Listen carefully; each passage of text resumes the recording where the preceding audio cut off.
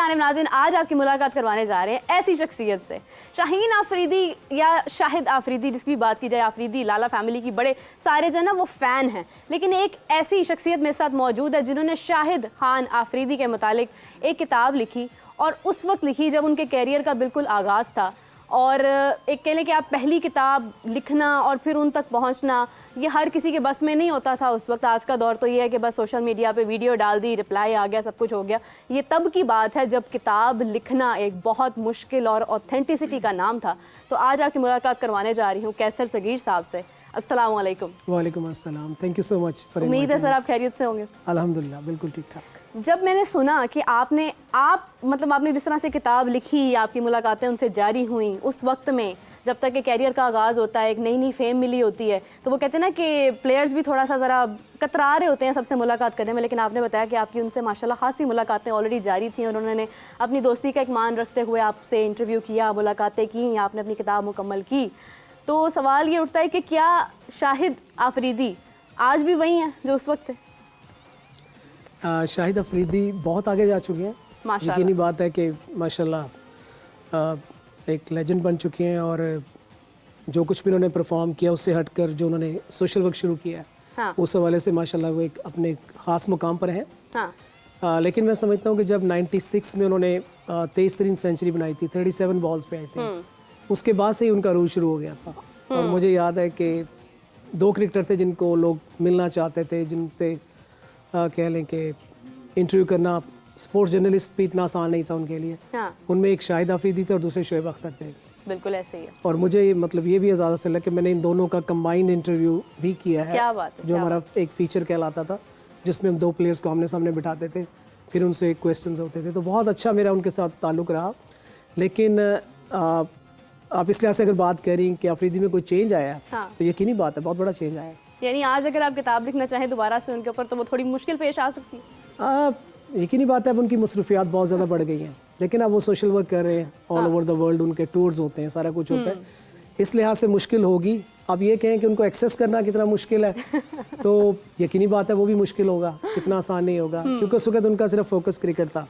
वो क्रिकेट खेलते थे, टीम आती थी लाहौर, पल कॉन्टिनेंटल में स्टे करते थे, उससे पहले सनफोर्ड लिबर्टी में टीम स्टे करती थी, तो वहाँ उनके पास ज़्यादा एक्टिविटीज़ नहीं थी, यानी कि क्रिकेट खेलना, प्रैक्टिस के लिए जाना। तो उस वक्त मेरा ख्याल टाइम था आफरीदी के पास आज की निस्बत ज़्यादा, हाँ। लेकिन ये था कि उस वक्त भी बहुत कम लोग थे जो आफरीदी को इंटरव्यू कर पाते थे। इवन मैं नाम नहीं लेना चाहता, लेकिन चंद बड़े अखबारात भी मुश्किल से ही उनको एक्सेस कर पाते थे, क्योंकि आफरीदी ऐसा नहीं था कि जो हर एक से मिलना चाहता हो या इंटरव्यू देना चाहता हो। तो उनके साथ साथ दूसरे क्रिकेटर हैं, उनके साथ भी मेरा बहुत अच्छा ताल्लुक़ रहा। और हमारे पैनल में हाफिज़ इमरान साहब है, माशाल्लाह बहुत अच्छी तरह जानते हैं इन चीज़ों को। नहीं, एक तो ये कैसर साहब का मैं बहुत मशकूर हूँ, ये मेरे अव्वलीन उस्ताद हैं, अल्लाह ताला इनको सेहत तंदुरुस्ती और ज़िंदगी दे। और आज अगर मैं कुछ लिख रहा हूँ, कुछ बोल रहा हूँ, तो इब्तदाई तौर पर सबसे पहले अगर जिन्होंने मुझे मौका दिया था तो वो कैसर साहब थे। बहुत कम वक्त गुजरा, फिर ये कनाडा चले गए, और अभी इन्होंने शाहिद की आफरीदी साहब की बात की है। एक अब्दुल रज़ाक का भी इंटरव्यू हुआ था किसी अदाकारा के साथ, आपने वो भी वो ज़रा कहानी सुनाए ना कैसे खतरनाक इंटरव्यूज करते रहे।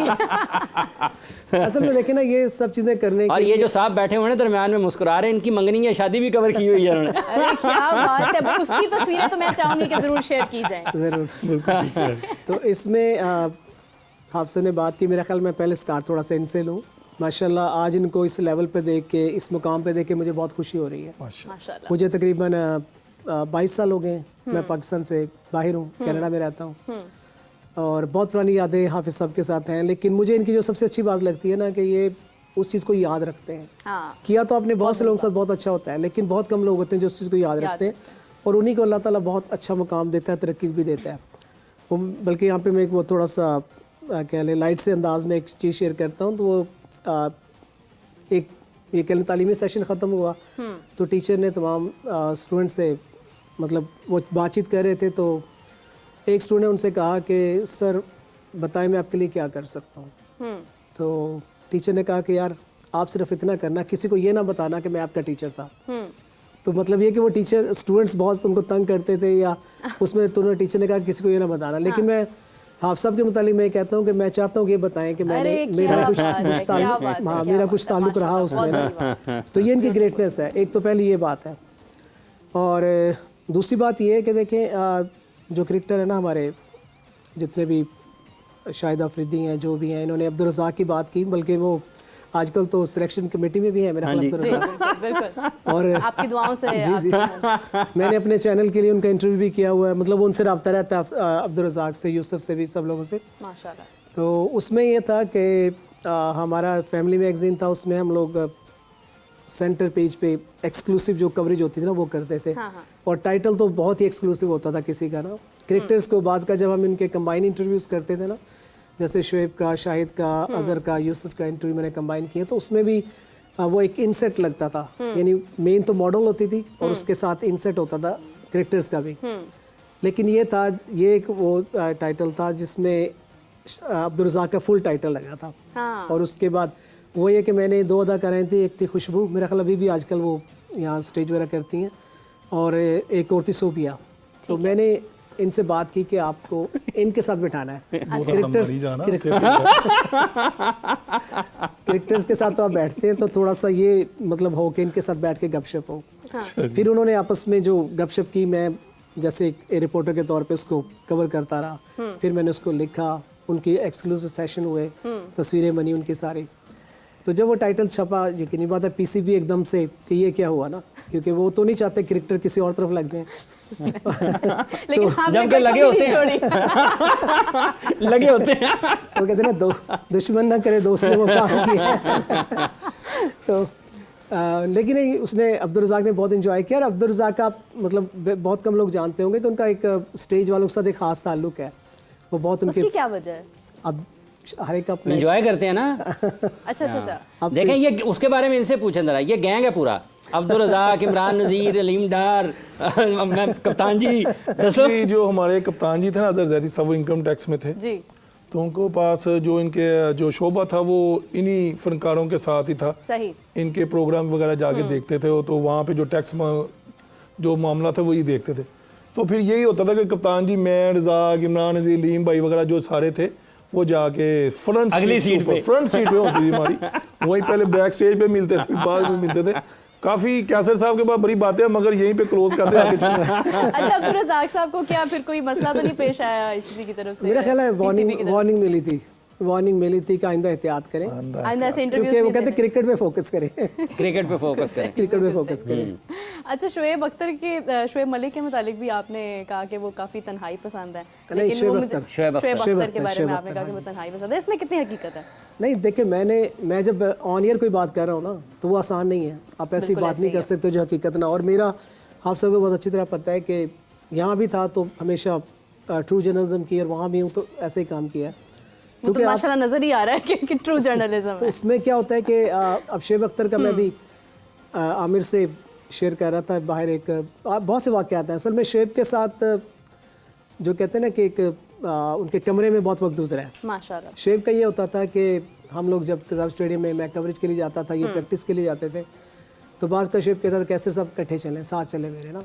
हम लोग जो इनकी प्लेयर्स की बस होती थी उसमें बैठकर बाज़ का ये ड्राइव कर रहा था, हम आ जाते थे पल कॉन्टिनेंटल में। तो इसमें शुएब का हमेशा से ये रहा है कि मैं समझता हूँ जो फास्टेस्ट बॉलर है ना, उनमें कुछ डिफरेंट चीज़ें होती हैं जो आम बंदे में नहीं होती, यानी कि आम प्लेयर्स में नहीं होती। एग्रेसिव होते हैं बहुत ज़्यादा, चाहे वसीम अकरम को ले लें, अगर एग्रेशन नहीं है तो वो अच्छे बॉल नहीं कर सकते बिल्कुल ऐसे ही है। और एग्रेशन इनको मिलता है तन्हाई से, क्योंकि जब आप अपने आप से बात करते हैं ना, इससे हमारे मैंने चूँकि मास कम्युनिकेशन मास्टर किया तो उसमें इंट्रापर्सनल एक कम्युनिकेशन होता है जब आप अपने आप से बात करते हैं, तो तन्हाई में अपने आप से बातें करना अच्छा लगता है। ये शुएब अख्तर हैं उस टाइप के ना। एक जिम का इनको बहुत शौक था कि बहुत मुश्किल से ये जिम को स्किप करते थे, यानी कि बहुत फिटनेस का था शौक ना। और शुएब में जो तीसरी चीज़ थी ना वो था कि यानी कि अगर ये मेरा दोस्त है तो मेरा है।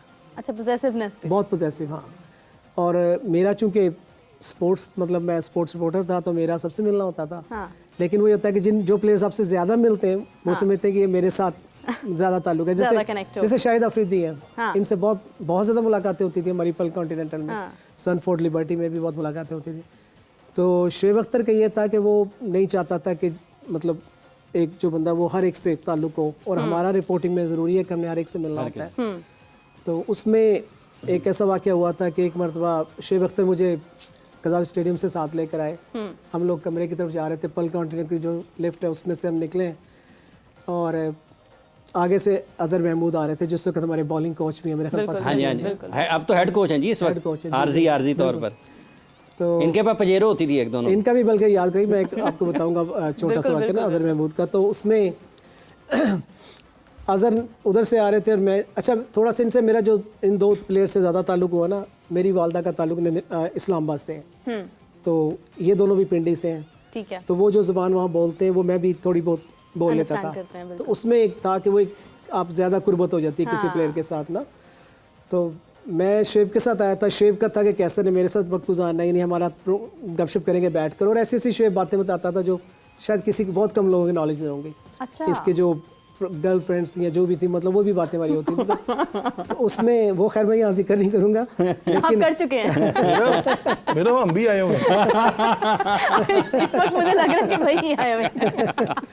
तो उसमें अजहर आए वहाँ से सामने से। अब अजहर का ताजी और कैसर साहब किधर हैं, बड़े अरसे बाद नजर आए ना। अजहर ने मेरी बात नहीं सुनी कि मैं किधर जा रहा हूँ, किस लिए यहाँ पर आया हूँ। अजहर ने मेरा बाजू पकड़ा और मुझे खींचते हुए अपने कमरे में ले गए ना। और मैं उनसे कह रहा हूँ कि यार वो मैंने शुएब से मिलना है, बात करनी है ना। अजहर ने नहीं सुना। तो उसके बाद मुझे अजहर ने जो भी बात करनी थी उनके कमरे में वो बैठे बात करते रहे। तो जब मैं वहाँ से वापस आया ना, और मैं शुएब के कमरे की तरफ गया तो कमरा लॉक था। तो मैंने सोचा कि शायद शुएब कहीं गए होंगे, सही इंतज़ार नहीं किया। लेकिन उसके बाद मुझे महसूस हुआ कि शुएब के रवैये में फ़र्क आ गया। अच्छा। यानी कि वो इतनी सी बात है ना कि भी मेरे साथ आए हैं और मुझे छोड़कर आप किसी और के साथ चले गए, उसमें मेरा कोई कसूर नहीं था। अजहर की जो ग्रिप है वो तो दुनिया जानती है कि कितना मजबूत बंदा है वो ना। और मैं कोशिश के बावजूद अपनी वो ग्रिप नहीं छुड़ा सका उनसे। तो वो उसके बाद हमारे ताल्लुकात में ना थोड़ा फ़र्क आया। और उस वक्त मेरा भी प्रोसेस चल रहा था बाहर जाने का, तो मतलब इतना ताल्लुक नहीं रहा। लेकिन मेरा ख्याल है कि आज से कोई 2-3 साल पहले मैंने शुएब को कॉल किया, मुझे नंबर कहीं से मिला शुएब का, तो मैंने कॉल किया। उसने कॉल पिक की और हमारी थोड़ी सी बात भी हुई। तो मैंने शुएब से पूछा कि आप क्यों नाराज़ हैं मुझसे ना, मतलब क्या बात है ऐसी ना। तो शुएब ने कहा नहीं कैसा सब कोई नाराज़गी नहीं है। लेकिन उसके बाद फिर दोबारा उन्होंने फ़ोन नहीं पिक किया। उनका नंबर मेरे पास है लेकिन वो पिक नहीं होता। अच्छा, मैं आपको शुएब साहब के हवाले से ना जो इंटरव्यूज़ की बात की 2003 के। हाँ, सब होल्ड करें प्लीज़, को यहीं से कंटिन्यू करेंगे। अब्दुल रऊफ हमारे साथ मौजूद हैं। अस्सलाम वालेकुम। जी वालेकुम सलाम। कैसे हैं सर आप?